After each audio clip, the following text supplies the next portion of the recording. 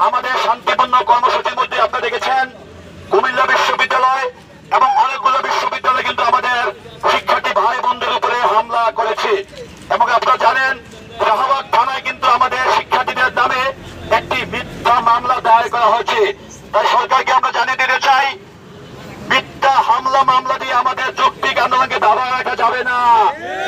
আমরা যতদিন পর্যন্ত আমাদের যে এক দফা দাবি আছে, অর্থাৎ কোটাকে আমরা কিন্তু কোটা পুরোপুরি বিরোধী না, সরকারের একটি মহল কিন্তু আমাদের কোটা বিরোধী হিসাবে পরিচিত করে দিচ্ছে, কিন্তু আমরা একদম দৃঢ় ভাষায় বলতে চাই আমরা কিন্তু কোটা বিরোধী না, আমরা কোটা সংস্কারের পক্ষে।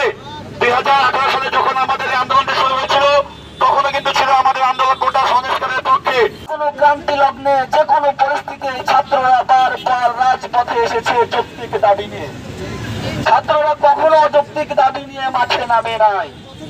আমরা কোন সরকারের বিরুদ্ধে না, আমরা রাষ্ট্রেরও বিরুদ্ধে না। আমাদের দাবি কোটা সংস্কার করে বৈষম্য নিরসন করা হোক, মেধাবীদের সুযোগ দেওয়া হোক। আমি মনে করি যে একটি কমিশন হওয়া উচিত অনতিবিলম্বে, যে কমিশন রাষ্ট্রের বিভিন্ন বিভাগে সরকারি কর্মক্ষেত্রে প্রথম, দ্বিতীয়, তৃতীয়, চতুর্থ সকল স্তরে সংস্কার করে রাষ্ট্রের সকল নাগরিককে সমান অধিকার দেওয়ার ব্যবস্থা নিশ্চিত করবেন। দেশের সকল উচ্চশিক্ষা প্রতিষ্ঠান বন্ধ থাকে, একজন রাষ্ট্রপ্রধানের প্রধান দায়িত্ব হয়ে পড়ে যত দ্রুত সম্ভব সেই সমস্যার সমাধান করে শিক্ষক শিক্ষার্থীদেরকে ক্লাসরুমে ফিরিয়ে নেওয়া, গবেষণার কাজে ফিরিয়ে নেওয়া।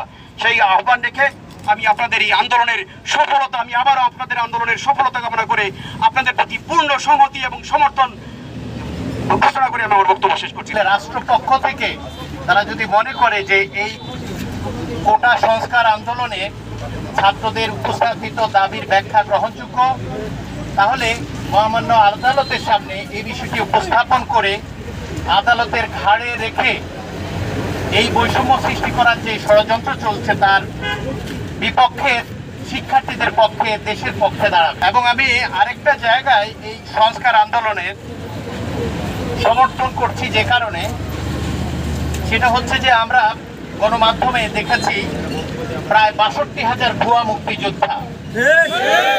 তাহলে এই ভুয়া মুক্তিযোদ্ধাদের উদ্দেশ্য হচ্ছে চাকরি বাগানো, আর এই 62,000 মুক্তিযোদ্ধার সন্তান এবং নাতির যা সংখ্যা হবে, এ পর্যন্ত যা নিয়োগ হয়েছে মুক্তিযোদ্ধার পক্ষ থেকে তার চেয়ে তো বেশি হওয়ার কথা।